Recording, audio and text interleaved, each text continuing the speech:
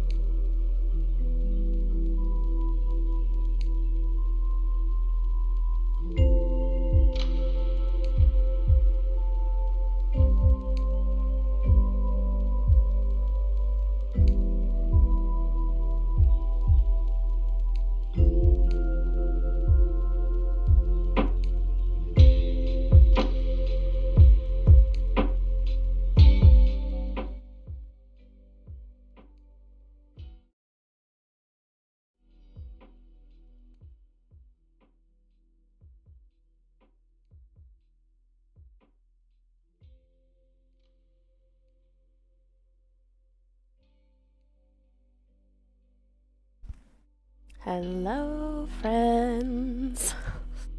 Hello, hello. It's Wednesday. It's the middle of the day, and we're here together. Hi, how's it going?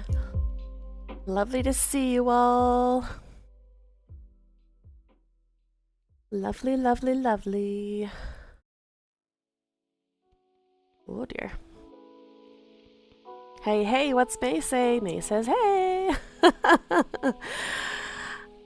Good afternoon, Morgan. Hope you're well. My studded moose and Nick and Gavin and H is here this afternoon, and Lil Taters and Anu and Ninja Cupcake. Aglolix is here. Tian Fortune, welcome. And Gavin and Gavin and Gavin. Rare H sighting, it's true. I love the table. I know, Morgan did such a good job. Such a good job. I love it a lot. Bum, bum. She also made... Gavel May. Ooh, bookshelves. That is one thing that I am constantly lacking in is bookshelves. If I don't pause and go running in 10 minutes, can y'all remind me that I have pizza in the oven that will 100% burn?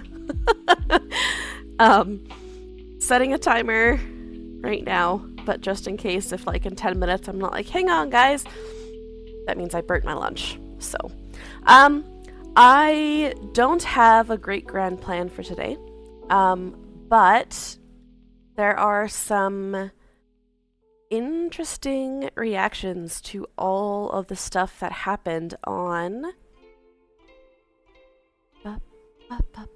Monday. Thank you, Gavin, for the link. Maybe we'll start with that because we could use some... Oh yes, I did see the beginning of this. Yes, I did. It's time blindness proof it shuts itself off. Yeah, that is very smart. If we forget to tell you, you'll smell it. Yeah, or the dog will. You're like, excuse me. You totally forgot.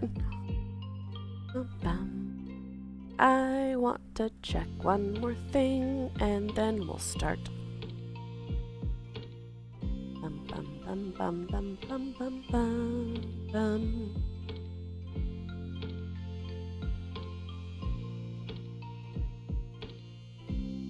And we're gonna try and watch the Alberta Federation of, there goes my voice, the Alberta Federation of Labor live stream. That is sort of our main goal here. That starts at 1:30.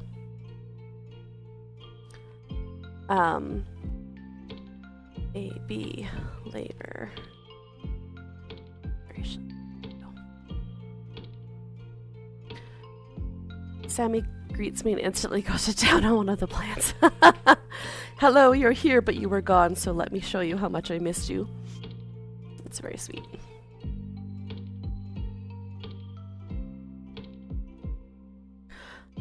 How are you guys doing? I know this morning for me was a little bizarre. I got up early and drove kiddo to school. And, you know, the halls were fully decorated with... Why can't I find this now? Fully decorated because all of the EAs have been there now for 3 weeks on their own. So there was a whole bunch of decor and stuff, and the teachers were so excited and the kids were so excited. Hey, Laurel. And I just wanted to hug all the teachers. They are, yeah. EA is always putting in the hard work. Yeah. Alright. Normally I give it about 20 minutes, but I think we should start. Reached out to our teacher, said it feels like it's been an extra in a dystopian horror film. Yeah, the teacher this morning, kiddo's teacher, was like, I'm so glad to be here. I'm so glad to see the kids again. I just hate how we got here. Which is 100% a fair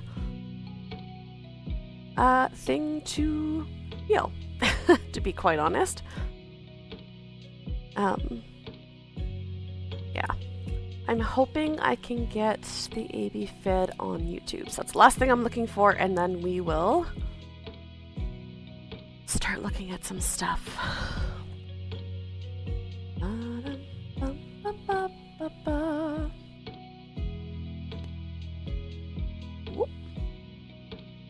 Alright. We'll start with this. Yeah, I hear ya, Ninja Cupcake. It's not... doesn't feel great the way that things are right now, that's for sure. Nobody likes to feel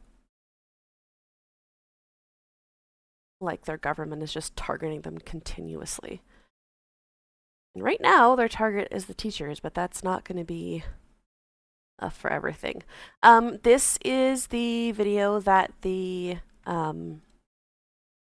AB Federation of Labor put out yesterday, I believe. Oh, 4 days ago. We'll watch this first, and then we'll sort of take a look at some of the other responses coming out. Working Albertan whose wages have not kept up with inflation? That would be most of us. Exactly. That's why everyone should be paying attention to what happens in this building over the next few days. Danielle Smith says she's going to use legislation to end the teachers' strike. But here's the thing. Hey, the Wandering Supreme Court Forest. of Canada has ruled that both strikes and collective bargaining are constitutionally protected rights. One of the only ways Smith can get her way is by using the notwithstanding clause. That's a part of the Constitution that allows governments to override other parts of the Constitution. Like the freedom of speech and the freedom of association. In a democracy, you don't want governments messing around. So, Blue Terry Teddy, I know in a lot of the schools, I think they would have done it already. I'll have to see if there's any info about it. But a lot of the high school students are walking out today. And no, I don't believe it's illegal for non-teachers to protest. With these kinds of basic rights. That's why the notwithstanding clause is so rarely used. If the rights in our Constitution are allowed to become optional, then they cease to be rights. And we cease to have a democracy. Donald Trump is doing this kind of thing, and millions of Americans say he's behaving like a king, not a president. The same could be said about Danielle Smith. If she uses the notwithstanding clause, she'll be behaving like a queen, not a premier. So, what does all of this have to do with workers and wages? A lot. There are some really important things that help workers Yeah, I'm get the getting wages there, they Wonder. deserve. My voice is Like a still not decent great. minimum wage that sets a We're getting floor there. for wages. And unions, which give workers a say in how they get treated at work. Unionized workers get paid more. We have better benefits and pensions. We have better protection from bad bosses. And by setting a higher standard, we pull everyone up. But if the government can simply hit the notwithstanding button every time workers go on strike, the power of unions will be weakened. And that hurts everyone, not just workers and unions. Think of it this way. The UCP has frozen the minimum wage for 7 years. That drops the floor and pulls all of our wages down. And if they go after the right to strike, they'll weaken the ability of unions to pull wages up. That's two sides of what we would describe as a UCP wage suppression strategy. And Alberta workers get squeezed from both the bottom and the top. We used to have the highest hourly wages in the country. Now we've fallen behind Quebec and BC. We used to have the fastest wage growth in the country. Now we have the slowest. So if it feels like you're falling behind, you're not imagining things. If Danielle Smith gets away with stripping teachers of their bargaining power, you can bet that she'll do it to other workers too.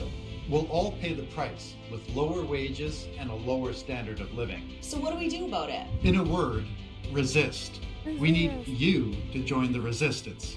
Put your name on the Ready to Resist list by texting RESIST to 55255. Once we have your cell number, we'll text you with updates on unfolding and potentially escalating protest and resistance actions. Be prepared for a province-wide day of action on Tuesday, October 28th. It all starts by texting the word resist to 55255. It's time for us to defend our rights and our bargaining power. Let the resistance begin. Ba, ba, ba. So epic. I love the music. All right. Wow, my voice is really going to be a problem today. That's awesome. Another thing that I wanted to share, because I thought this was amazing, is that not all of the responses are coming from teachers. This morning, why did I close everything? There it is.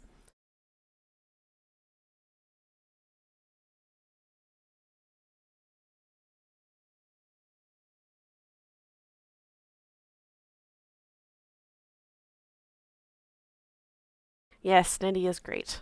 I agree. This morning, the Alberta, what is this called now?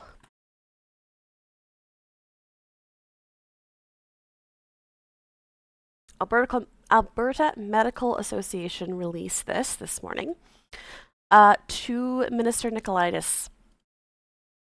And it's from the section of pediatrics saying, as pediatricians dedicated to the health and development of Alberta's children, we are concerned about the growing mismatch between children's needs and the support currently available to meet them. Every day we care for children who live with developmental, behavior, and medical challenges. These children thrive when their learning environments are predictable, well-supported, and inclusive. I got one more minute. Thank you, Pian Fortune. Increasing class sizes, reduced access, assessment and therapy for therapy professionals, and overstretched school resources undermine the essential conditions required for healthy child development. Early childhood and school years represent a period of extraordinary brain growth and learning. Consistent relationships, individualized attention, and access to trained support staff are developmental necessities. Not yet, 30 seconds. When environments are overextended, children with complex health needs lose the structure that supports their learning, communication, and emotional regulation. Students awaiting or receiving support through the FSCD or PUF experience further regression when learning assessments and classroom supports are not available. And teachers and EAs become stretched beyond capacity. You guys hear my timer? What children need is smaller class sizes, adequate EAs, equitable funding, and collaboration between educators, health professionals. On behalf of the Alberta Pediatrics section of Pediatrics, Sam Wong, I believe. Thank you. I'm going to run and grab that. I'm going to play this interview while I run and grab my food. Go back to the beginning.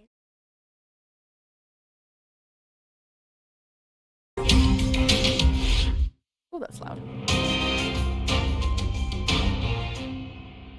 Teachers are being forced back and saddled with a very collective agreement that 90% of them rejected only a month ago.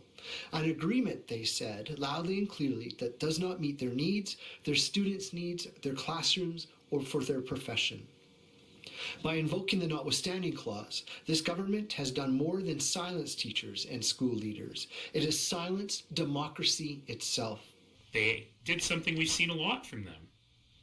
They refused to solve a problem of their own making. Instead, they went straight to the nuclear option in what is the most cowardly act I have ever seen from any government. Just some reaction there from Alberta's Teachers Union and opposition after the provincial government passed legislation using the notwithstanding clause to impose a new contract on striking teachers, ending their 3-week strike and forcing them back to classrooms by tomorrow. The notwithstanding clause is a sort of get-out-of-charter-free card that allows provinces to circumvent certain protections under the Canadian Charter of Rights and Freedoms. So what happens now? Dimitrios Nicolaitis is Alberta's Education Minister, and he's with us live right now from Edmonton. Minister, a pleasure to see you. Thank you so much for making the time. My pleasure. Thank you. Minister, why does your government's failure to plan for population growth have to be rectified on the backs of teachers? Whoa! I wouldn't characterize it as That is an excellent way to start an interview. Oh my goodness. Good for her. As a government failure to plan for population growth.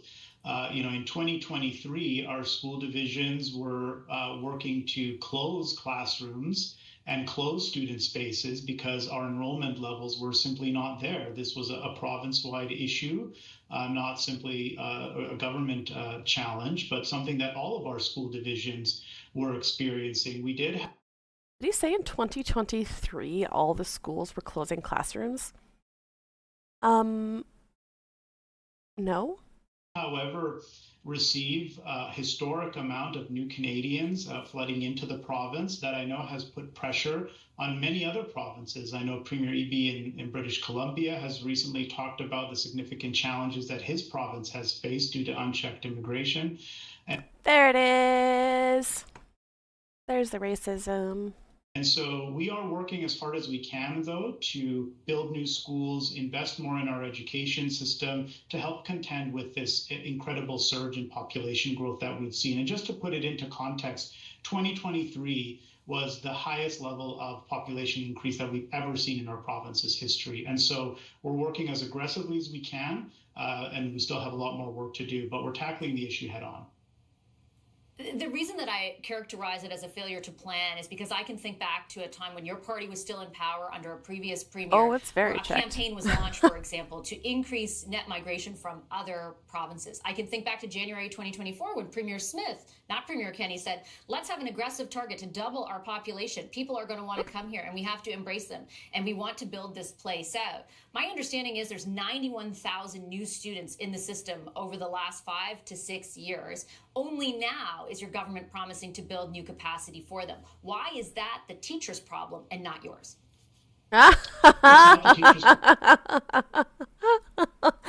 Why is that the teacher's problem and not yours? 2023 is the highest increase of population, but they were closing classrooms? Maybe they were closing them because there was not enough staff to staff them, perhaps? Problem at all. It is our problem. And we did announce a year ago an $8.6 billion commitment to build and renovate 130 schools. And yes, you're correct. We did have a strategy to encourage individuals from other provinces to move to Alberta and find a better future. Here comes more racism. Other Canadians were welcome, but... This was not an international campaign, but there it if it is. was, the provincial government does not control immigration levels. And as I mentioned a moment ago, other premiers, NDP Premier David Eby in British Columbia has raised significant concerns over federal immigration policies, and we're aligned with them in the thinking that there needs to be more of a sustained and thoughtful approach as to how we deal with immigration. That being said, it is our challenge to address. That has nothing to do with the lack of support for the teachers. And we are addressing it head on. We'll be working to build and renovate 130 new schools. We're investing more into our classrooms. We're committed to hiring 3,000 more teachers and 1,500 new EAs, educational assistants, Great. And we'll address those concerns head on. I have to ask with great respect, who do you think would want to come work for your government? What teacher? Whoa! I love her. Who do you think is going to want to come here and work here now? With all due respect, sir. Or EA, after what's unfolded in the last 24 hours, do you think would want to work for an employer that actively works to suppress their rights? Well, we have one of the strongest education systems in the country. Our students in international PISA rankings continue to rank amongst the very top in Canada in reading, in writing, in math, and science, and the top internationally.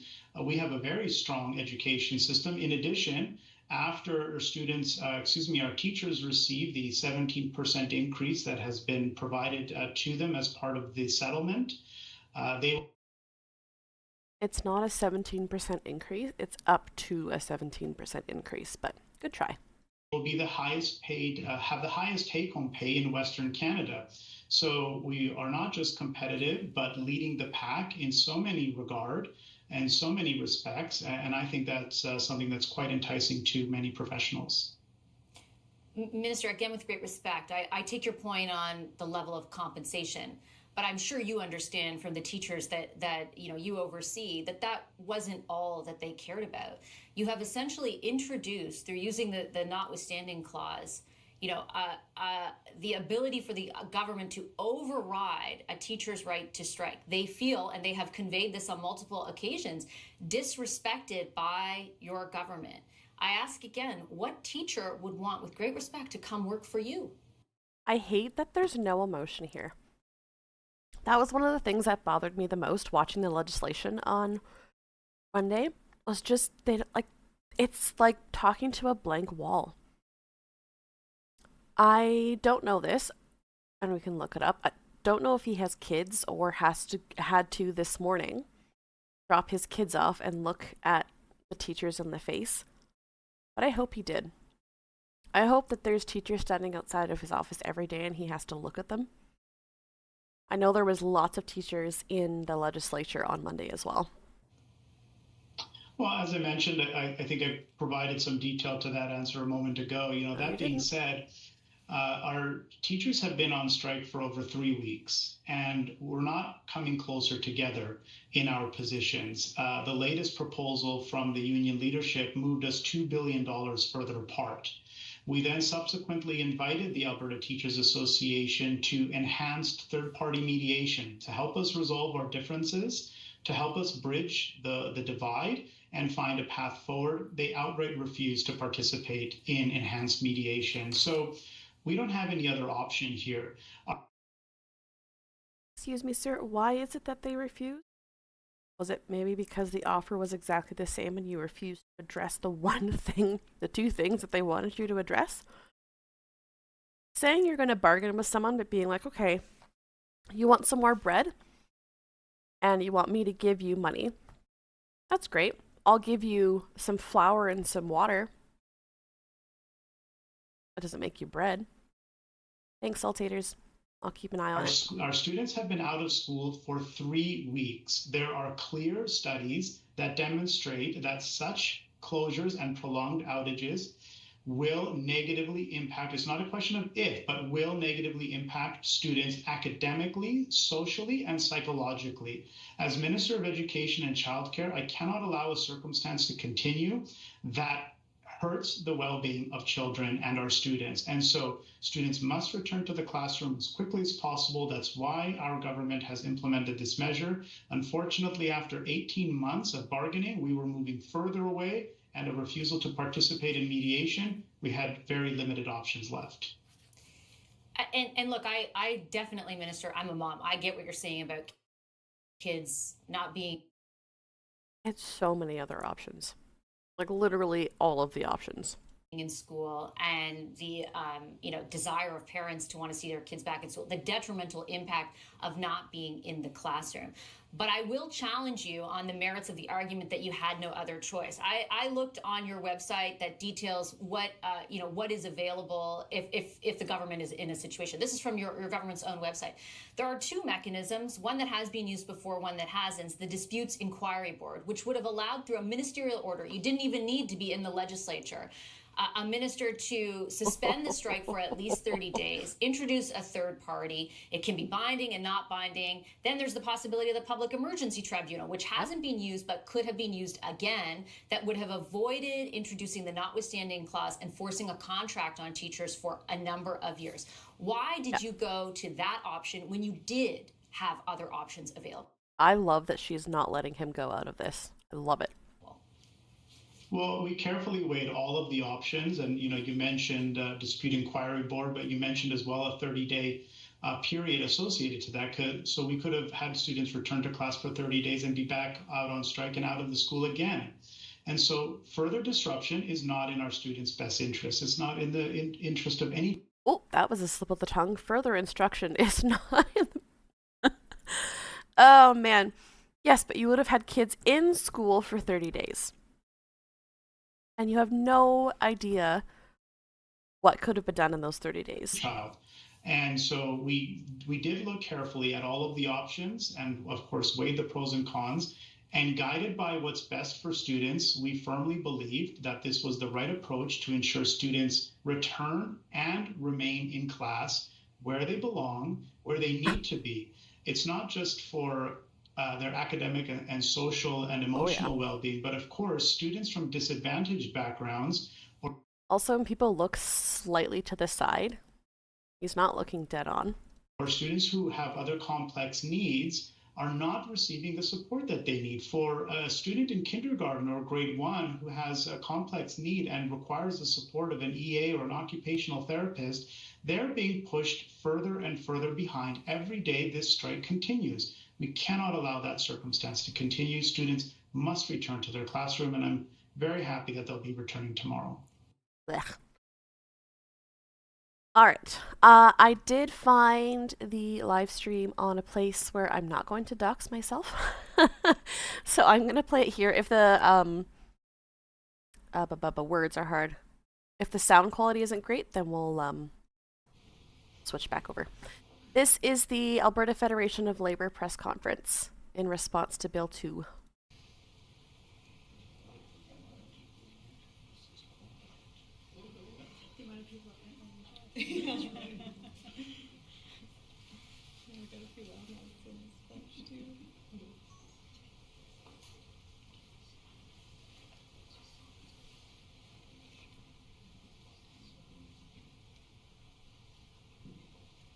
All good, Ninja Cupcake. This will be up on Twitch and YouTube if you want to watch it later.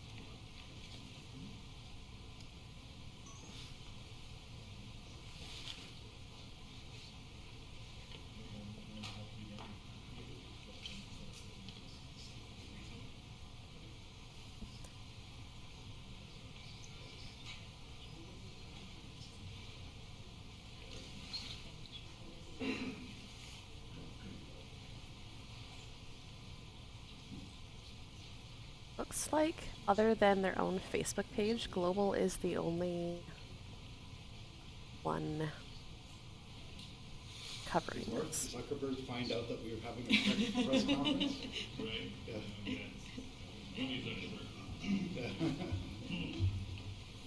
What did he say?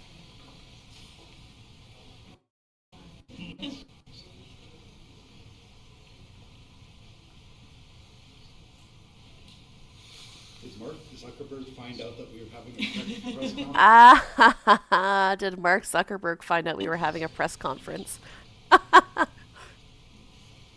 Yeah, their live on Facebook is not going up.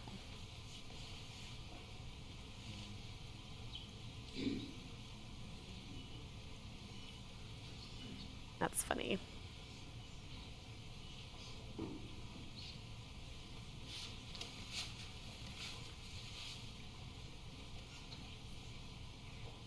Love her hair.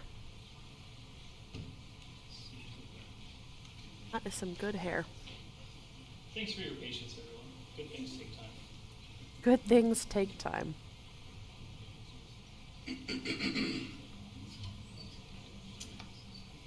I happen to know that Daniel Smith has kept the media waiting much longer than this. Oh, shots fired. I don't want to necessarily be associated with that. I don't know if you want to be associated with that.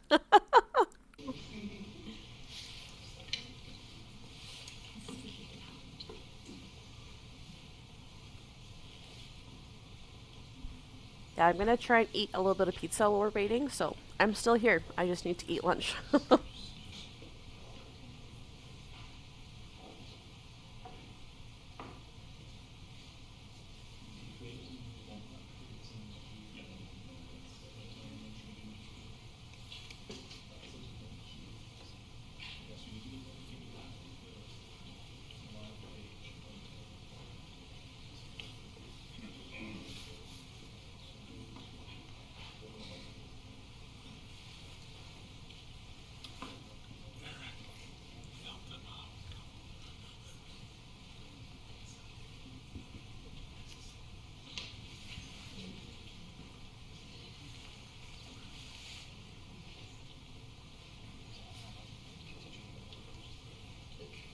Anybody know what these pins are that they're wearing? Got one. Is that the Federation of Labor thing, or does it stand for something else?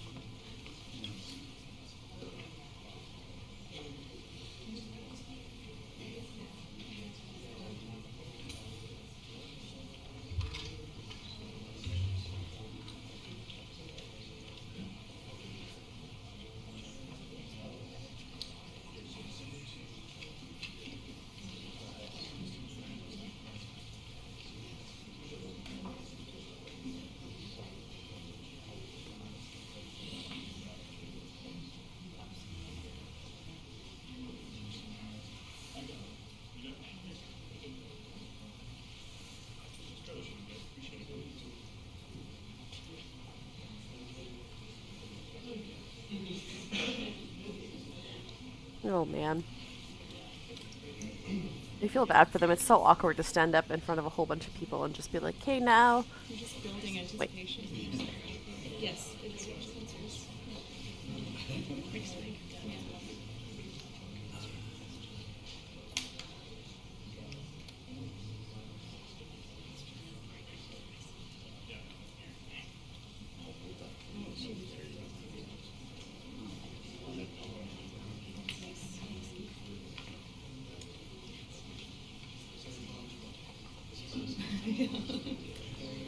How about them Jays, huh? Yeah. Leftist technical difficulties? Yeah, or just Facebook not working. Oh, there's their live. Their live is going now on Facebook. Okay, we'll do it after. Can't see anything on their live, but they are live. Oh, there we go.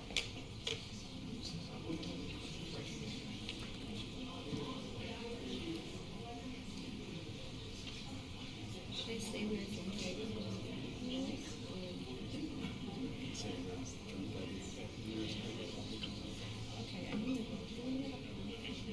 Just switch this over for 1 second. All right, standing by, everyone. Please introduce open.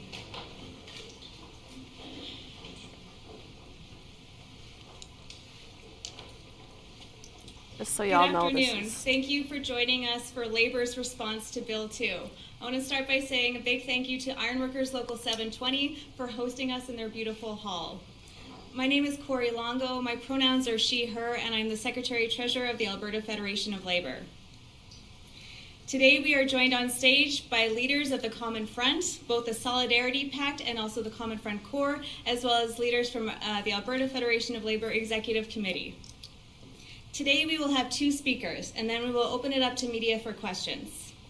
Our first speaker, please join me in welcoming the President of the Alberta Federation of Labor, Gil McGowan.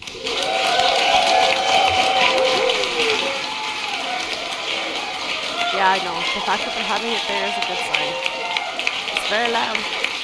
At least we're not having leftist audio yet. Danielle Smith has awakened a sleeping giant. Woo. When she took the unprecedented step of using the notwithstanding clause to strip Alberta teachers of their democratic and constitutional rights, she galvanized unions in this province and indeed across the country like never before.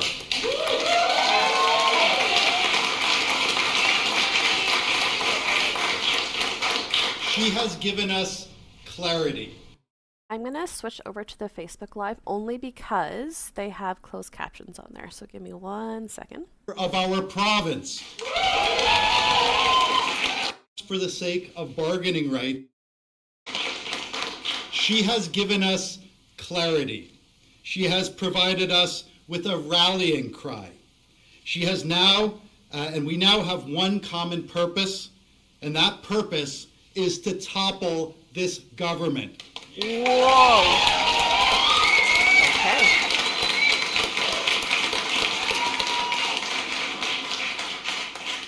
not just for the sake of the teachers, not just for the sake of bargaining rights, but for the sake of our shared democracy and the future of our province.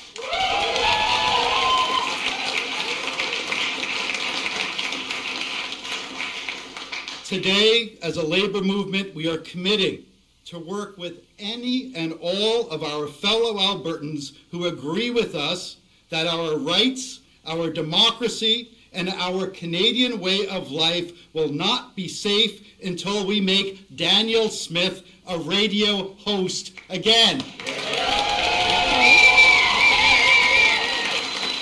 Some positivity, but what's the plan? We are also committing to do everything we can to throw sand in the gears of this government to stop them from implementing what is clearly a MAGA-style agenda, an agenda that Albertans did not vote for. This agenda includes starving public schools while shoveling public money at private schools. It includes fragmenting and understaffing our healthcare system to pave the way for privatization. It includes putting the retirement security of Albertans at risk by pulling our province out of the Canada Pension Plan. It includes deepening our economic integration with Donald Trump's America at the same time he's threatening to turn us into the 51st state. That agenda also includes jumping into bed with separatists who have literally solicited money from the MAGA movement. It includes making a mockery of our Constitution by attacking fundamental democratic rights like the freedom of association and the freedom of expression. And it also includes the agenda of suppressing wages in Alberta, even as workers struggle with an unprecedented affordability crisis. Now, the Smith government is using its legislative majority to steamroll over the opposition. They're using the notwithstanding clause to sidestep the Constitution and the courts. That leaves citizens and civil society as the final bulwark against Daniel Smith's dangerous agenda for our province. No one is coming to our rescue. It is up to us. And to quote poet June Jordan, we are the ones who we've been waiting for.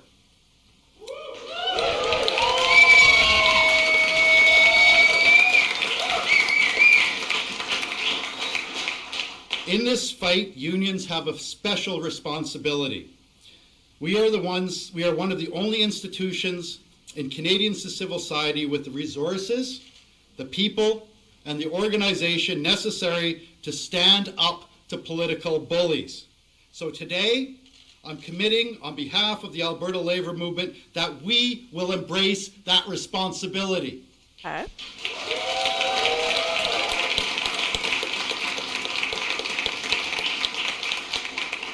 We will use all of the tools at our disposal to make Daniel Smith and the UCP pay a price for attacking teachers, public education, and our democratic rights. We will mobilize around recall campaigns. If they won't shrink the size of our classrooms, we will shrink the size of their caucus. Yes. Sergeant Reaper made me a whole new We will mobilize around initiative campaigns. If they continue underfunding public schools, we'll campaign to defund private schools. And yes, the words you've been waiting for, we will begin the process of organizing towards a potential general strike in Alberta. There it is, y'all. That's what we were waiting for. I got goosebumps. Anybody else? To play on the words of wartime Prime Minister Mackenzie King, not necessarily a general strike, but a general strike if necessary.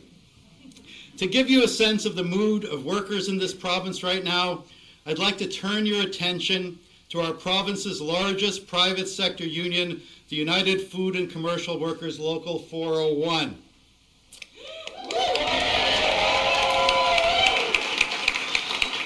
Yesterday, UFCW 401 did a survey of their 30,000 members who work in grocery stores, warehouses, and meatpacking plants across the province.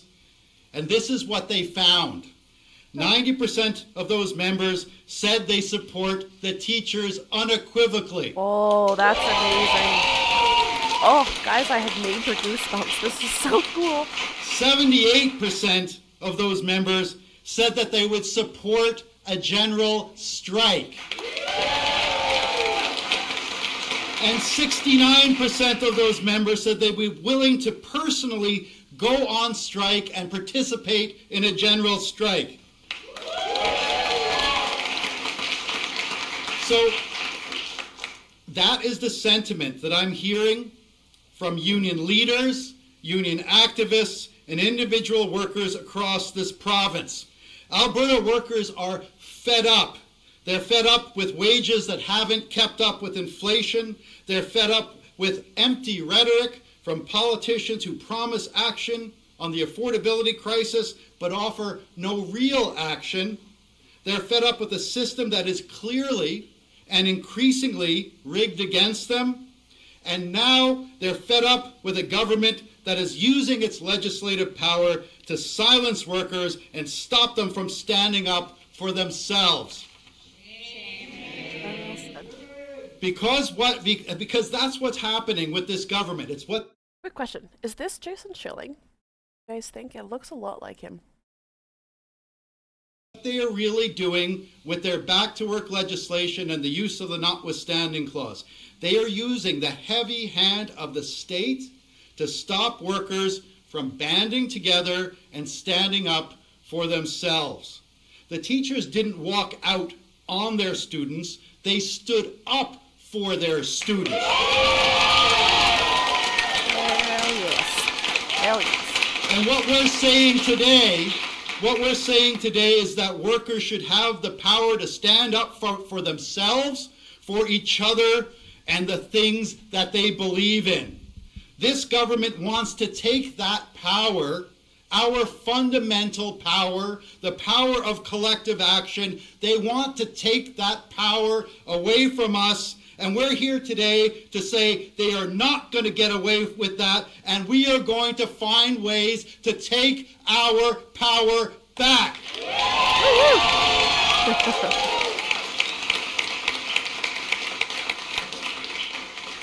So that's why that this is such a unifying fight for us. It's why the possibility of a general strike is now firmly on the table.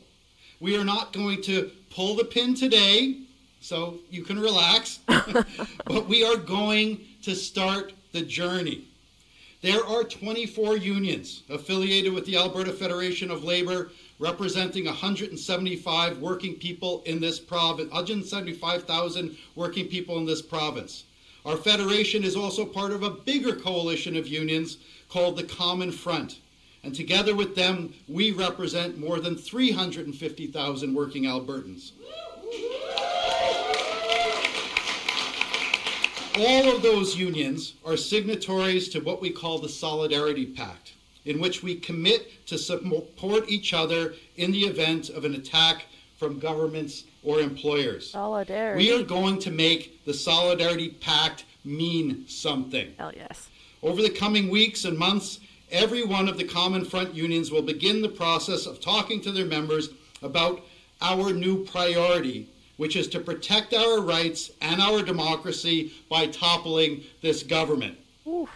Every one of those unions will begin the process of engaging its members around things like recall and initiative campaigns.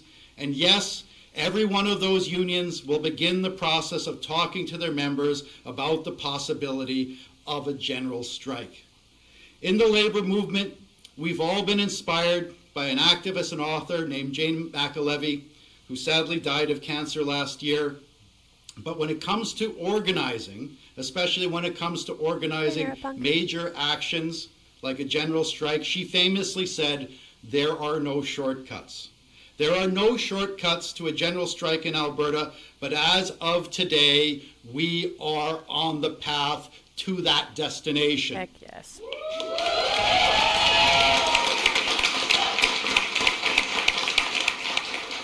So not necessarily a general strike, but a general strike if necessary. But if and when it comes, I want to make it clear that it will not be an angry mob like we saw with the convoy who occupied Ottawa. Yes. MAGA-inspired, MAGA-funded. It won't look like that. Instead, it will be a joyous celebration of worker energy, worker solidarity, and worker power. Yes. Now I'm just going to conclude. Oh. I want to conclude this afternoon with 3 comments and 2 pleas. First, unicorn costume. It's Yes, important exactly, for us to recognize that Danielle Smith is a bully. And like other bullies, she counts on the targets of her bullying to be fearful, to feel helpless, to feel powerless and hopeless. And to be honest, many of us felt that way yesterday after she used the heavy sledgehammer of the notwithstanding clause to send 51,000 of our brothers and sisters back to work against their will. Many of us felt hopeless. But at this moment, I just want to tell people that there is no reason for us to be afraid. Because the truth is, through her actions, Danielle Smith has shown that she is the one who is afraid. Yes, she is. She went after our ability to work together, to take collective action, because she knows that that power of worker collective action is bigger and more powerful than any power that has been conferred to her as the premier of this province. She is the one who should be afraid. None of us should be afraid because we have each other. Love that. Second, oh, this is so refreshing Danielle after Smith yesterday. is a bully.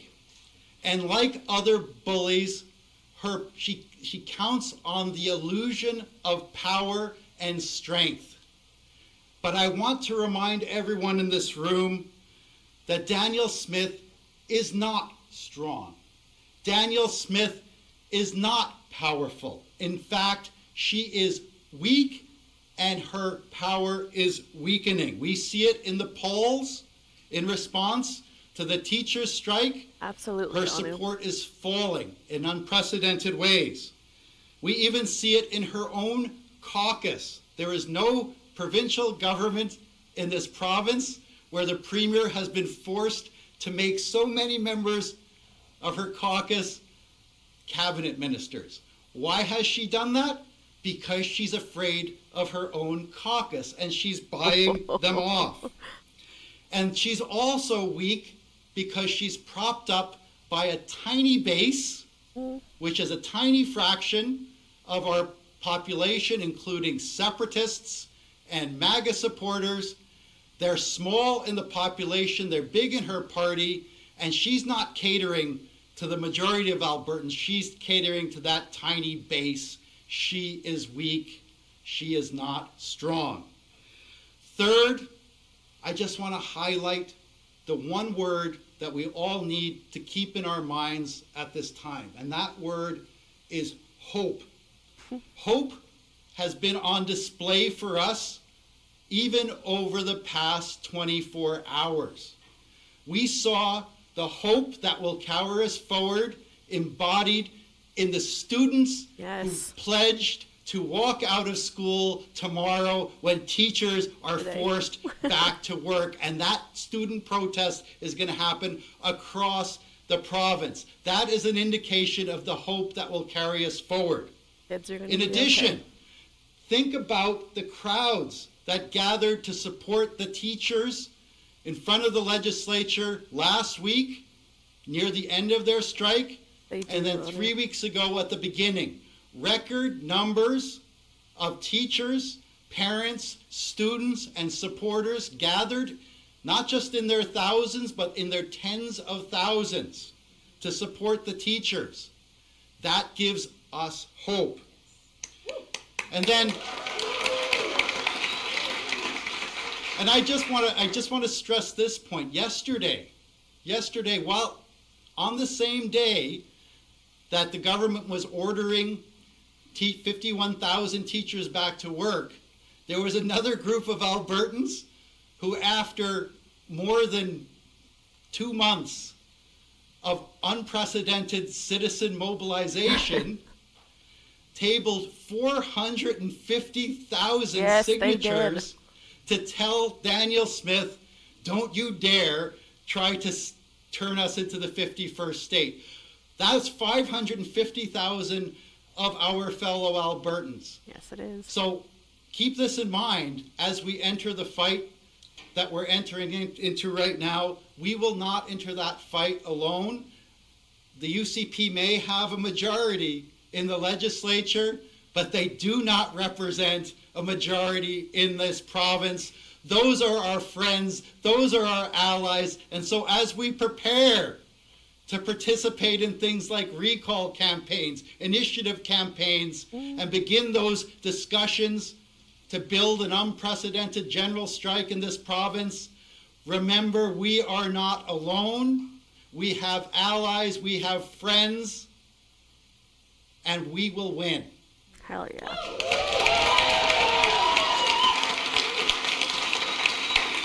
Now, in the labor movement, it's all about organizing. It's about organizing workers into unions. It's about organizing members in our bargaining units, about organizing to support our work at the bargaining table, and also on the political agenda, on the political stage.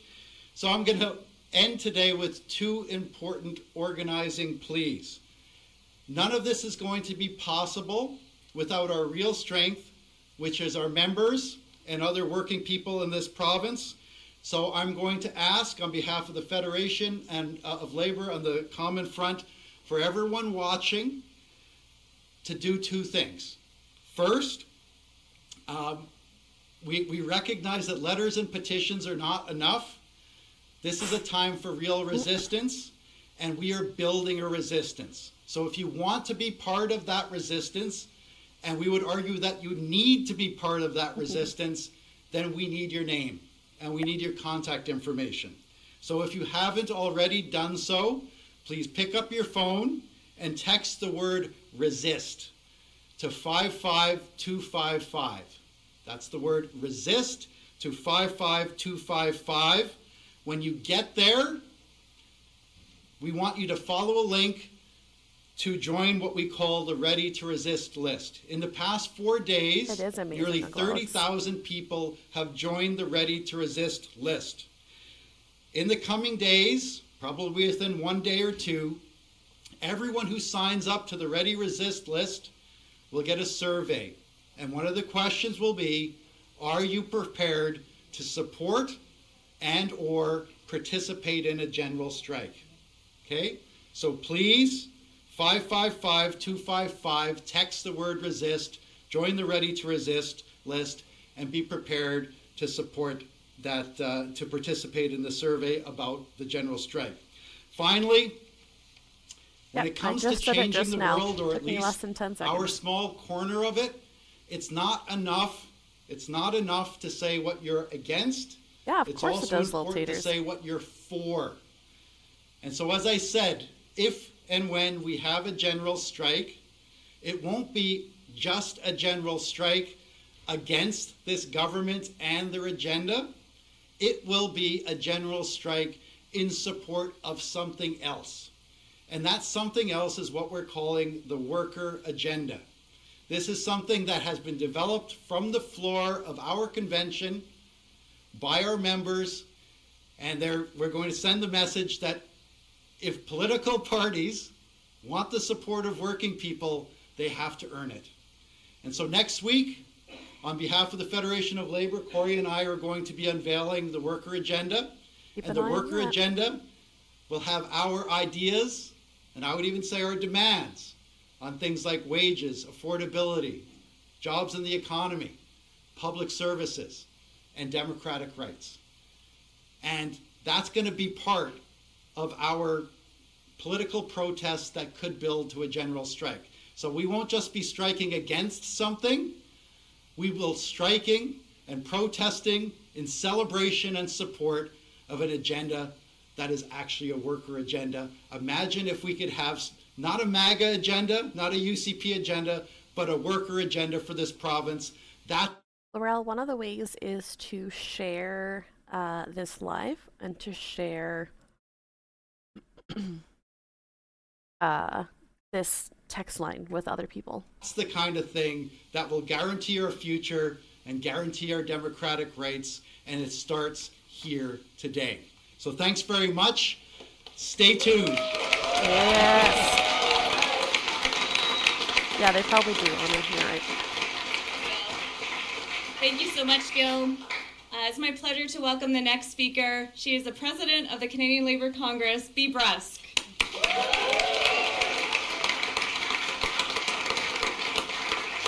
Oh, they should have gotten her. Good afternoon. What we are seeing in Alberta today is nothing short of an assault on working people and an assault on democracy itself. The UCP government has literally taken a sledgehammer to the charter rights of Albertan workers, the very freedoms that protect every single Canadian worker to stand up, to speak out, and to organize for a better life. At a moment in Canada when we should be working together to protect our jobs, to strengthen our public services, and to rebuild our economy, this government has chosen silence to the very people that keep Alberta running. Teachers, nurses, construction workers, and frontline public servants are all being told, sit down and shut up. And to make matters worse, instead of actually staying and defending her own bill, the one that shreds Albertans' freedoms, this premier packed her bags and took off on an international tour. Could not even face the workers of this province. And that says absolutely everything about this government's priorities. They're prepared to spend public money to fly abroad, all while attacking the very people who teach our children and care for our loved ones and build our communities here at home. So let's be clear, this is not just an attack on teachers. It's an attack on every single worker in Alberta and a worker right across the country. Because in the labour movement, we know that when one provincial government gets away with trampling the rights and freedoms, every single worker in Canada is at risk. Canada's unions will not stand by while this government tries to silence us. We have fought far too long and too hard for the very rights that built this country. The right to organize, the right to free and fair collective bargaining, and the right to speak with one voice. Our labour movement 100% supports Alberta's teachers and every single worker in this province and every community that refuses to be bullied into silence. Last night, Canada's labour leaders got together on an emergency call to discuss this particular issue. And we unanimously determined that the labour movement across Canada is going to fight this attack in the courts, in the streets, on the airwaves, and in every single workplace in Canada. Okay, so she is on the board of the Labour Association of Canada, right? Not Alberta. So Laurel, you were asking questions. I'm sure that there will be lots of other things that out-of-province people can do.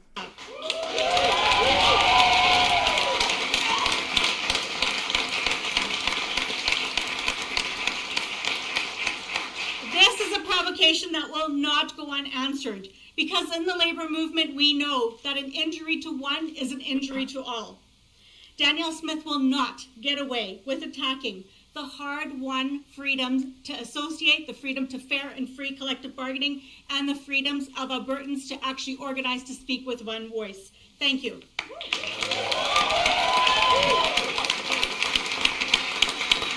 Thank you, Bea. Okay, now we'll take some questions for Bea or Gil. Hi, Gil. Sean Amato with City News. Why is there no general strike today? What do you say to workers who are pissed off, who think you're not going far enough, and who think workers should be walking out today? Yeah.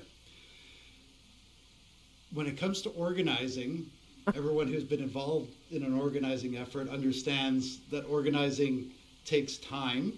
It is a fair question. As a labor movement, that we've decided to start the conversation so that when we get to the point that we might consider a general strike, and as I said, it's not necessarily a general strike. but a general strike if necessary. But we can't make that decision until we have gone back to our unions and allowed the unions behind us to have that conversation. Absolutely. With their members, and engage, educate, and mobilize them. And that takes time, to be honest. You can't just say walk out now. So what does that timeline look like? How long could it potentially take for you to organize that general strike and for workers to hit the streets? Well, it's been more than 100 years since we've had a general strike on the prairie provinces. There was a short general strike in BC in the 80s. But here in Alberta, to the best of my knowledge, there has never been a provincial-wide general strike before. So if we're going to do this, we're going to do it up big. And that means time for democratic discussions with our organizations. It means time for organizing. It has to and be a frankly, democratic it also process. means, that we need time for reaching out to allies. Yeah, and absolutely, reaching said out it, Moose. They to, came up with this and workers pushed it who are through not so in unions. quickly. Because there are risks, and we saw with the teachers that this is a government that is willing to impose, to use the heavy hand of government to strip workers of the ability to come together and exercise their collective power. They want to make sure they can do it if right. we're going to do this, it needs to be so big and so widely popular that we are all defended by the size of the movement. And you know, and I won't put too fine of a point on this, but they can't arrest 250,000 workers. They can't arrest 350,000 workers. They can't arrest 450,000 workers. There isn't room in our jails. There isn't resources within our legal system to process arrests and fines. We have to build to the point where it's so big that we protect ourselves by standing with each other. And that takes time. So we're not going to pull the pin right now. As I said, we are putting ourselves on the path, not just to a general strike, but to an unstoppable general strike. Hell yes. That actually makes me feel good, because I think if they were to come out today, and be like, okay, we're doing a general strike now. Right? Like, what? They haven't talked to all the unions. There's no way they could have been in contact with all of the unions or had votes. And this gives people a chance to be informed, to really look into what's going on, and then to make a decision. Hi, Gail. Lisa Johnson with the Canadian Press. Yep, that too. So what I'm hearing is there is no if necessary. There's no other step that the government, you're waiting for the government to take, for you to take action and have a general strike. So I'm wondering why did you set up these expectations? There's a lot of disappointed people watching this right now who are expecting you to announce a general strike. Why did you set up these expectations that today you were going to announce a general strike? I am announcing that we're on the path to a general strike. And I'm a little bit at a loss why you think that this would be a disappointment. Because we're trying to organize something that hasn't been organized in this province since the inception of this province. We're trying to organize something that will be Where was that so reporter big from? Did anybody and catch so it? effective that it will be unstoppable. But in order to do that, we have to respect the internal democracy of all of our unions. We have to show respect to our individual members by engaging them in conversation.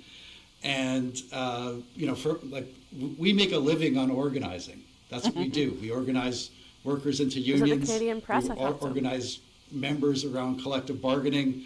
We organize campaigns on the political priorities of our members.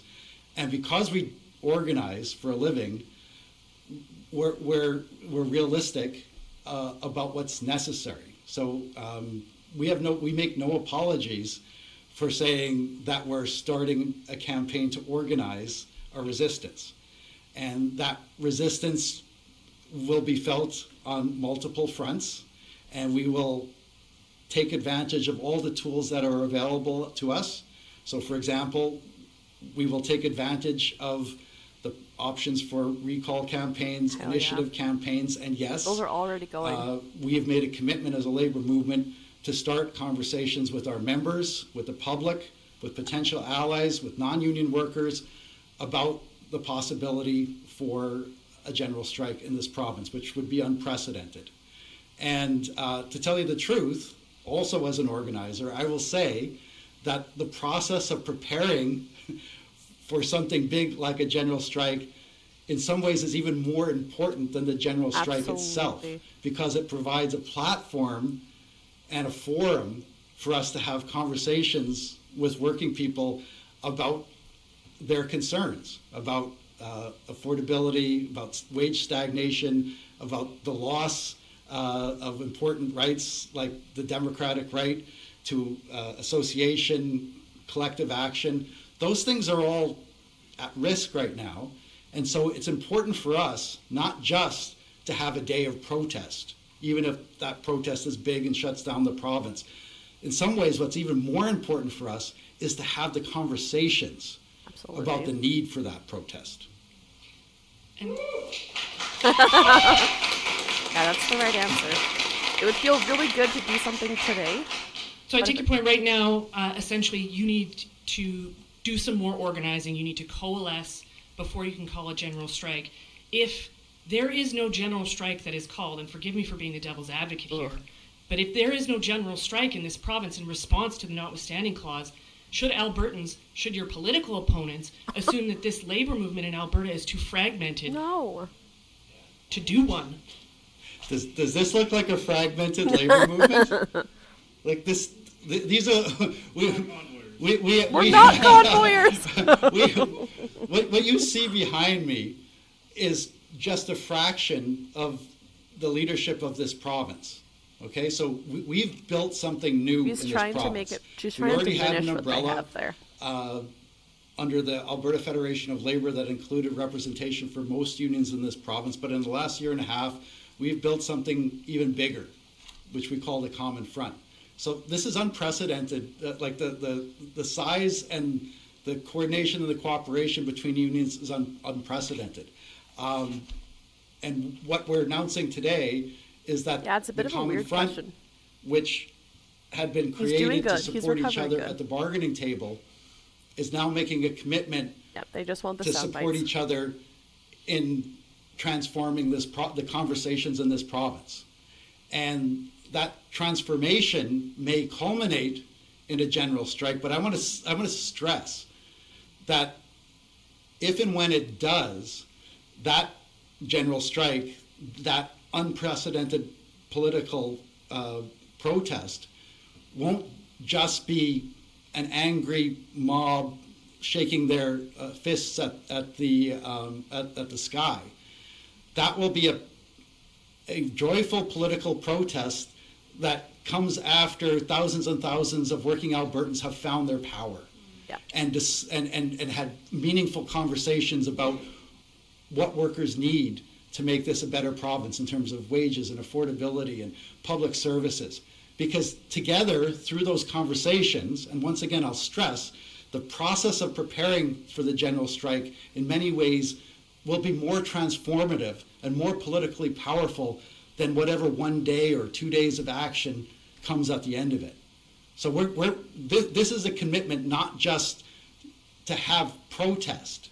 This is a commitment to have the living democracy that's necessary to show that there's a different and better way for our province. That's what we're committing to right now. We're going to turn the resources of the labor movement to starting those conversations that will build a movement for change that will sweep the MAGA-inspired UCP government from this province once and for all.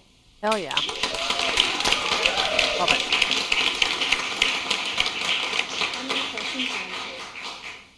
Emmanuel Prestovet, Radio-Canada. In 2022, the Ontario government passed a Back-to-School Act using the Notwithstanding Clause. Reminds you of anything? And at that time, Ontario unions organized an almost immediate walkout, which in part contributed to Doug Ford rescinding his legislation. Now you're telling us that maybe down the road we're going to do that, maybe, who knows? No, he didn't. Why not do what they did? Because they got good results. They got the results that you're wanting. So I was there when Doug Ford tried the exact same thing and as part of the union response. This was before a strike even happened in that province. A strike was about to happen, and there was an unprecedented response from the Ontario labour movement and the labour movement across Canada to stand up and push back. This is no different in terms of what we are doing here. We literally had every labour leader in Canada on an emergency call last night, all of them pledging to take a variety of actions, to give a significant amount of resources, to do a variety of things to push back. So you've only seen the start of this pushback. This is not the end, this is the beginning. Good for her.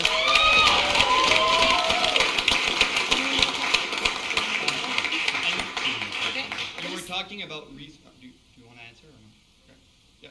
You were talking about resources and pooling resources across the country. Are you considering something like, I know that 88 didn't have a strike fund, but do you want to have a fund to pay the fines of teachers and half a mil to the ATA a day if people decide to not go back to work?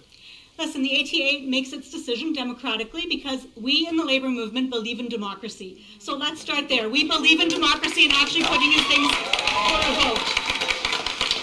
We are always going to stand up for other union workers and in fact for all workers, right? So whatever the decision is that they are making, we are going to stand beside them. When it comes to finding the finances to stand up for workers, the rest of the labour movement will always be there to make sure that that happens. But what I'm telling you is that every single labour leader in Canada knows how important this fight is. We have fought damn hard over many, many decades. The last general strike was my home province, Manitoba. Winnipeg General Strike 1919. If we need to go back to that at some point, we will. But that's not a today and tomorrow thing. You build towards those things.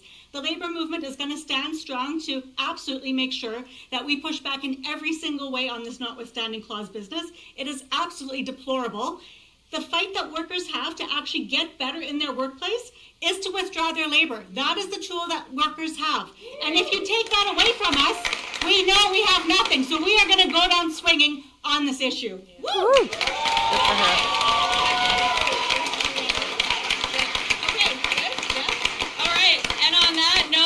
Withdrawing labor friends, thank you so much for joining us today. We've had you for about an hour and a bit now. It's a pleasure to have you. Thank you so much for joining us. Solidarity.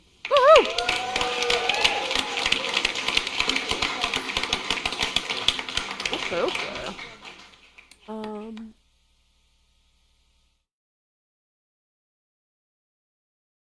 Carson stops right as I eat my last bite of food.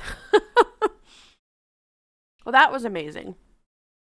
That, and they were trying to ask questions so that they could put pieces in the newspaper to be like, oh, well, we asked if they were divided, and we asked if they didn't really know what they were doing, and yeah, catharsis happened.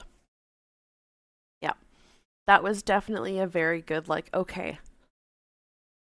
I don't feel disappointed. Would it have been amazing and rewarding and it just felt so good to have a general strike today that we could walk out right now? Absolutely it would. But this government has already shown that it's willing to use, like they said, it's willing to use drastic measures in order to shut those things down. So he's right.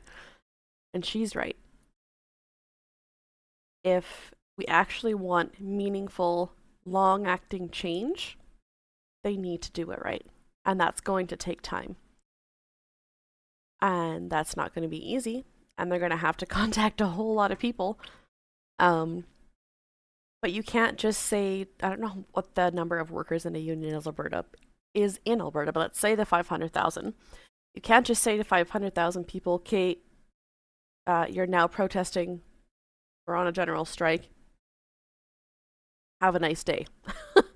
Right? Because what happens, like they said, when the government implements fines and prison sentences and all of those things, they need to make sure that they are big enough that those things can't actually happen. Yeah, and the workers wouldn't know what was going on. This gives people the opportunity to learn. This gives people the opportunity to prepare. Because a lot of the time with general strikes, you're not making any money. And at this particular point in our economic history in Canada, we're not doing so hot. We can't be united overnight yet. That's absolutely correct. That's why Danielle Smith pushed it through so quickly. She thought that she could shock the unions and shock the people into silence, and that's the opposite of what she did. She shocked the people into waking up and being willing to push for movements like this. And that, friends, is very, very exciting. Yeah, she's making the exact same mistake Ford did. Yeah, shocked into action. Absolutely, friends. We are going to finish up this little interview and then maybe chat for a little bit, and then I gotta go pick kiddo up from school. So let's finish this conversation. Let's listen to this human being get completely called out with questions. But Minister, again, with respect, in the course of the last 5 minutes, you went from saying you had no other options to, oh, well, you did have other options, but you just didn't want to pursue them because they weren't in the best interest of students.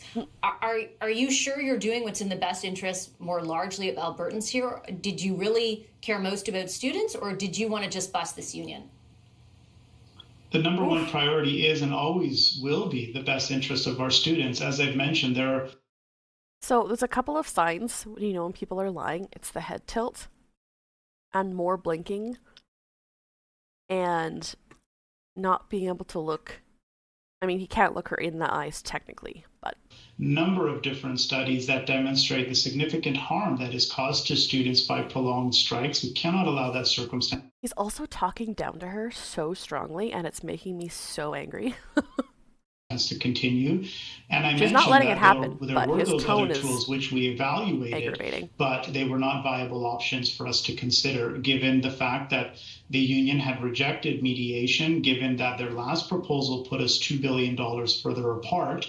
We looked at the other options to explore whether they would be something that we could indeed implement it, and ultimately decided that would not be the most appropriate course, and have taken the steps that we have. And there's no question, the primary consideration here is getting our students back into the classroom.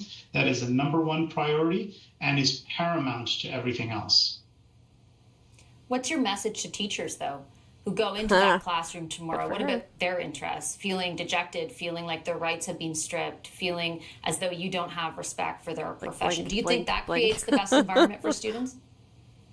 I think we have to work together with our teachers to help find ways in which to improve conditions. We've seen a significant population increase, as I've noted, and that's not just come in. Morgan, you missed a very, very great meeting. It was very hope-inspiring. In terms of general student numbers, but also in terms of complexity. We've seen a 34% increase in the number of refugee students in the past 4 years. Yeah, work together. A significant number more students that speak English as an additional language. So our class sizes are growing, and they're also becoming. It's just racism, like straight up. All these kids that don't know English. More complex, and we want to work with our teachers to find solutions to help address these concerns. And my message to teachers is that we want to work with you to address these problems. We greatly value and respect the work that you do. We have to get our kids back in school, though, and we have to work together to find both immediate and long-term solutions to help address the issues that we're facing. So what were your immediate ways to address the situation? Yes, they will be more effective as we get closer. I mean, if we look at the Canada Post strike, people are like, oh, I can't get my Christmas presents. Well, yeah, that's the point. Literally the point. Okay, I'll leave it on that note. Minister, I sincerely appreciate your time this evening. Thank you so much. My pleasure. All the best. Alberta's Education Minister live to us from Edmonton. We'll take a... Yeah, you can just tell she's also going like, ugh. The plague has descended upon the household again, Morgan? Oh, I'm so sorry.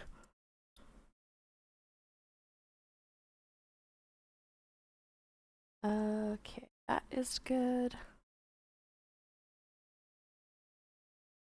A student strike with parent support. So that's what I want to look at. I don't want to dox myself, but I know that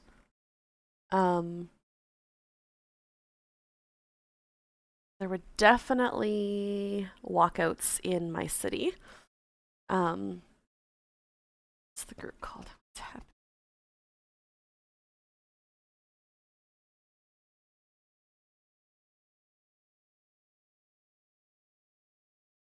Oh yeah, here we go. Ah, thank you, Neuropunk. I appreciate that. Her smirk, she rolled. Yeah, she knew exactly what she did. And she did it very, very well. That was an excellent, it was a good watch, yeah. Oh, that's what I was gonna check in. Recall for, that's the first thing that comes up. Recall for Demetrios Nicolaitis.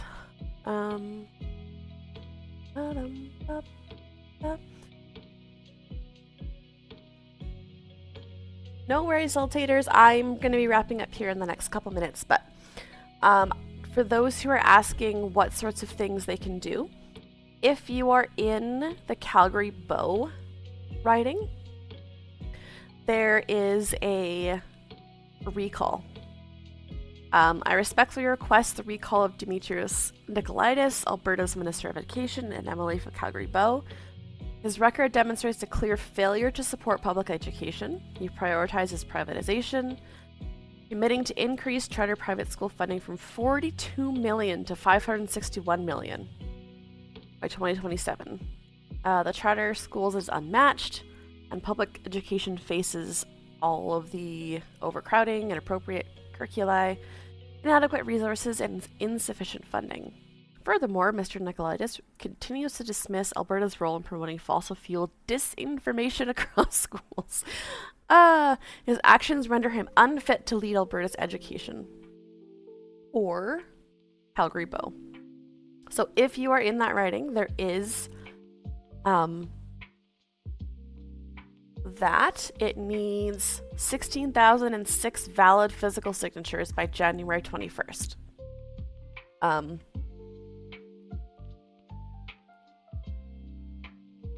Yeah. And they're working on it.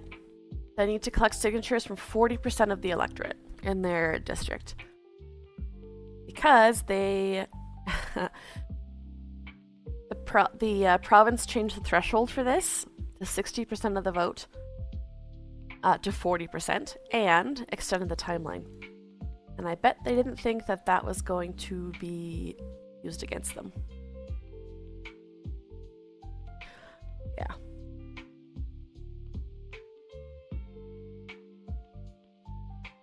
Yeah.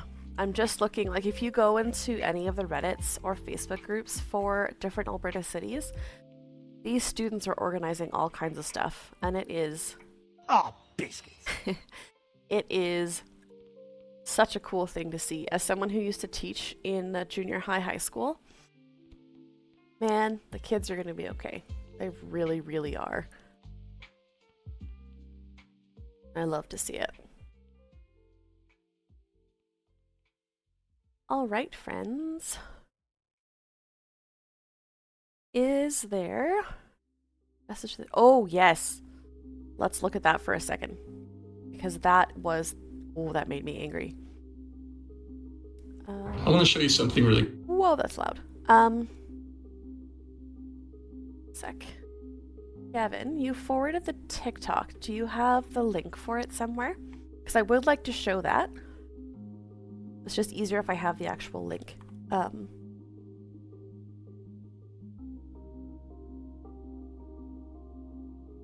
that didn't work. Oh, it's so loud. We can play it like this, I guess. Otherwise, I can play it like this too, Gavin. That's okay. I'm going to turn the volume down. But this happened in the Manitoba legislature this week as well. Thank you, Gavin. I want to show you something really quickly. Ooh, in living memory, people couldn't vote. Oh, I'm so sorry.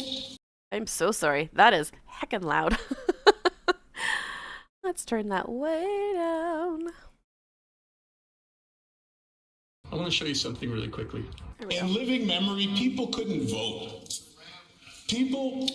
So this afternoon in the legislature, we were debating a bill to protect Manitobans' rights, a bill that makes sure that no future governments can use the notwithstanding clause to take I want to those show you rights something away. really quick. And while the Premier was speaking, he shared something deeply personal, that his own father, a First Nations man, didn't always have the right to vote. That's just one generation ago. And while he was saying that, the MLA for Red River North took that opportunity to interject with, wah, wah.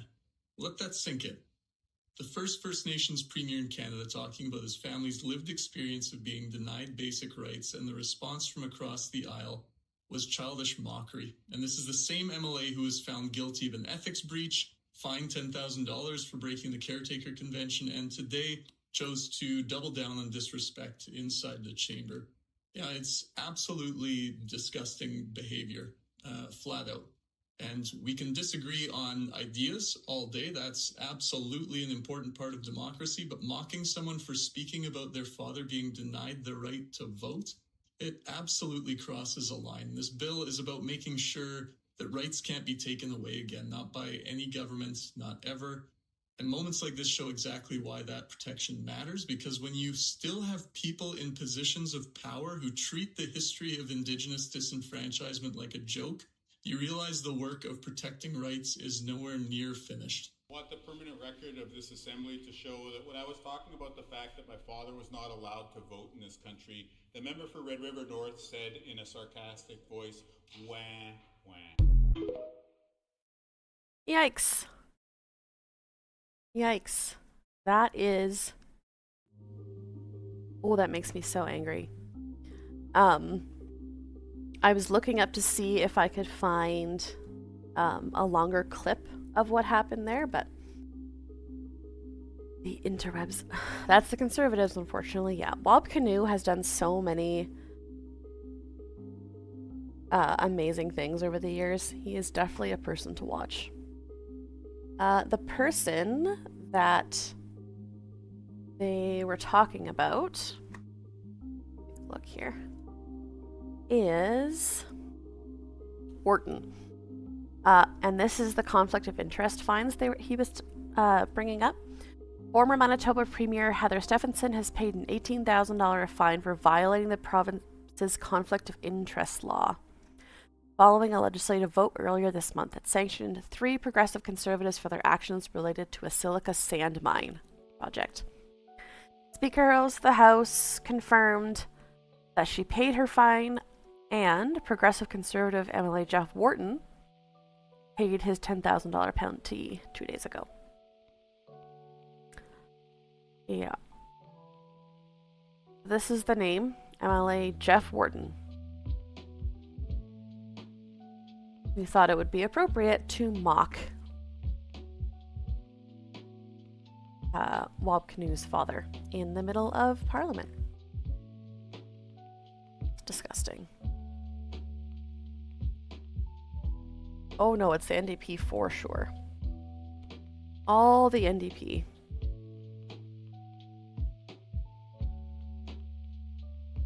Earlier this month, Obi Khan feigned shooting himself in the head.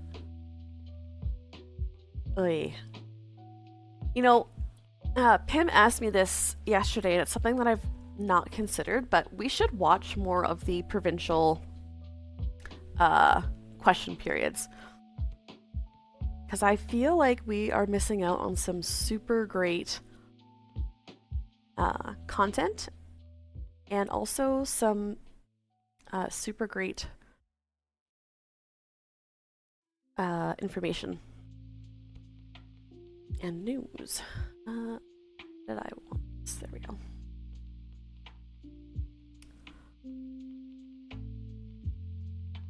Got a little bit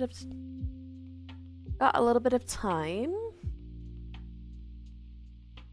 Let's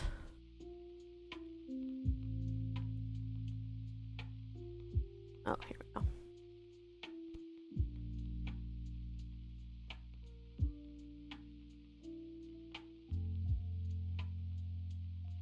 Oopsie. Clappa, clappa, clappa, clappa. Alrighty, shall we take a quick look at QP? I've got about 25 minutes or so before I have to go. Yeah, we absolutely rotate through. Our local Northwest Territories rep would love a dedicated stream. Absolutely. For the rest of today, we're only going to watch a little bit of question period. I'm curious if any of the Alberta stuff comes up. Thanks for coming, Jolington. We appreciate you. A great rest of your day.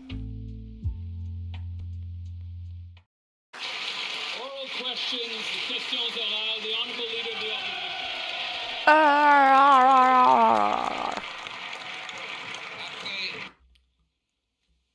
After 10 Oh, these are fabulous glasses. Deficit budgets from these Liberals. They've ballooned the debt, the cost of groceries and housing. Canadians now deserve an affordable budget for affordable living. The Prime Minister promised that people could judge him based on food prices, but those prices have only gone up, and the number of people using food banks has doubled. So will the government work in cooperation with us, with our proposals for an affordable budget and affordable living? The Honourable Government House Leader. Mr. Speaker, we will certainly work towards affordability with an affordable budget, but the opposition leader is making proposals that he wouldn't even put in his own election platform. 6 months ago, Canadians gave us a mandate to present a plan to spend less and invest more, and that's what we're going to have on November 4th. And I hope that the opposition leader Alberta has a big problem. Trigger Christmas elections, and that he will support our budget. Clearly, the Government House Leader doesn't want to trigger an expensive election over an expensive budget. But Canadians should not have to choose between an expensive budget or an expensive election. Me too, Morgan. They should be able to choose an affordable budget for affordable living. And that's what we're proposing. For example, scrapping the tax, the industrial carbon tax on farmers so that Canadians could buy affordable food. Will the Prime Minister accept that proposal? The Honourable Government House Leader. Mr. Speaker, we announced a series of steps going to affordability, including school food programs and automatic registration for benefits that should reduce poverty among Canadians. But each time we propose an affordability measure, the opposition leader orders his troops, he orders them. Yeah, I know. To It's vote so against gone. them. Gone for a long Which foot time. is he dancing on? Either he wants to help Canadians or he wants a Christmas election. Which is it? Ooh, shots fired. Canadians cannot afford a 10th costly budget that drives up the price of groceries and housing. What they need, in fact, is an affordable budget for an affordable life. This Prime Minister, though, has driven up the cost of the bureaucracy, the consultants, and therefore inflation, so Canadians... All right, we're going to fast forward through this. I just wanted to see... We're not going to sit here and listen to him say the same thing. On November 4th, and we certainly hope... The Honourable Leader of the Opposition. There he goes, trying to use a costly budget. Oh, same thing. There he goes again, Mr. There Speaker, with he the goes imagined again. slogans, solutions, affordability, get a trade deal with the United States, and yes, Mr. Speaker, bring a plan and a budget to build a Canadian economy very strong. The Honourable Leader of the Opposition. Mr. Speaker, that member and the Prime Minister are trying to provoke a costly election on their costly budget. They're again playing costly games. Oy. As well, and that's Kirsten Beardsley, the CEO of Canada Food. Oh my goodness. An affordable life. The Honourable Minister of Jobs and Families. Well, let's hear from another person in Canada who's doing really important work as well, and that's Kirsten Beardsley, the CEO of Canada Food Banks. And she said with proper long-term investment and improved access, these kinds of initiatives Make them shut up. What is the speaker doing? She also said that we should make the school food program permanent, that we should help the lowest What is happening right now? Speaker, that we should increase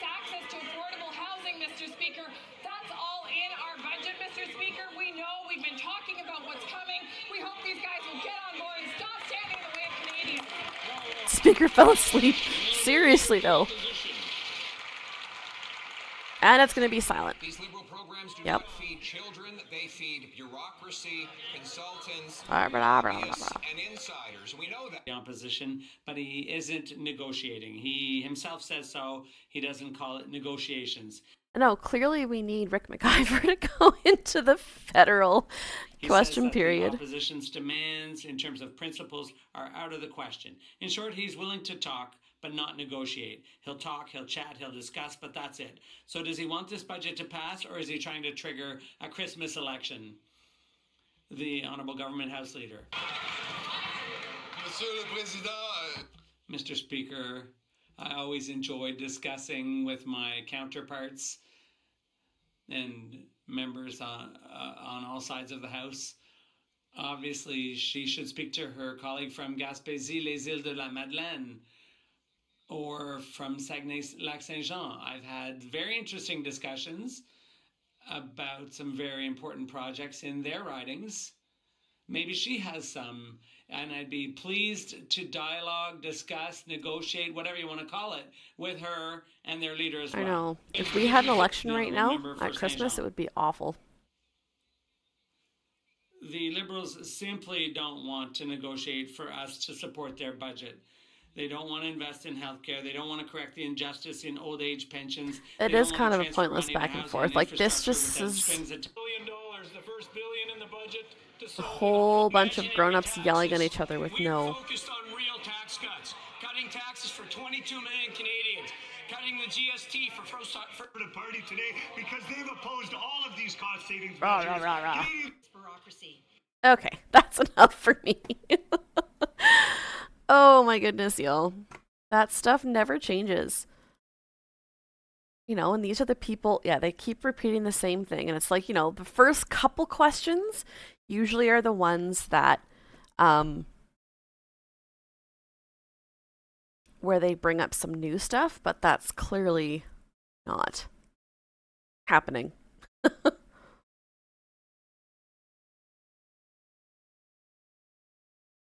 Old age pension, I'm starting to understand. My dad's been a journeyman for 40 years. He gets $900 a month. Yikes. Yikes, yikes. You told me that it was question period in May, and I would, yeah, it's exactly the same thing that we saw 6 months ago.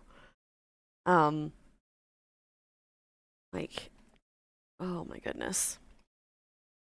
I want the speaker to start naming members that speak while others are. Yeah, he'd have to actually like stand up and do something about it. But it appears as though that particular speaker isn't really interested in doing that. They've probably been airing reruns and going bowling. Probably. Probably. Oh, man. All right, friends. I think we're just going to have to cut our losses there. Yeah, watching that union speech was definitely a boost to the last couple days, especially today, just going and dropping kiddo off at school and looking those teachers in the face and knowing that they just spent 3 weeks of their lives only to be shut down. There's hope. There's hope yet. And for those that want to help with that movement, share their live stream, share the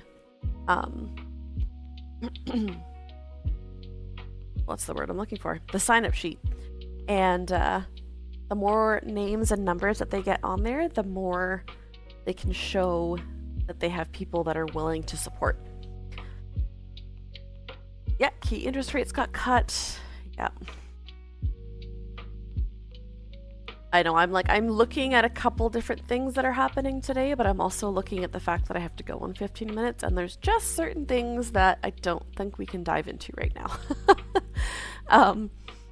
However, kiddos back in school. I'm hoping to do sort of midday streams more often. And yeah, keep an eye on sort of the labor stuff and all the other things that are happening. And yeah, watch a couple other different provinces' question periods for sure. I'm gonna raid you over to the serfs.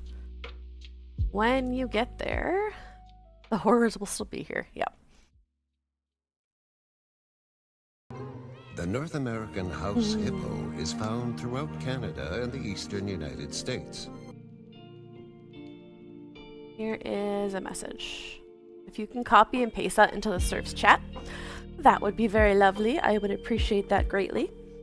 Thank you for being here. Thank you, YouTube. I see you guys. Thank you for showing up again, Erasmus Atlantic. And have a fantastic rest of your day.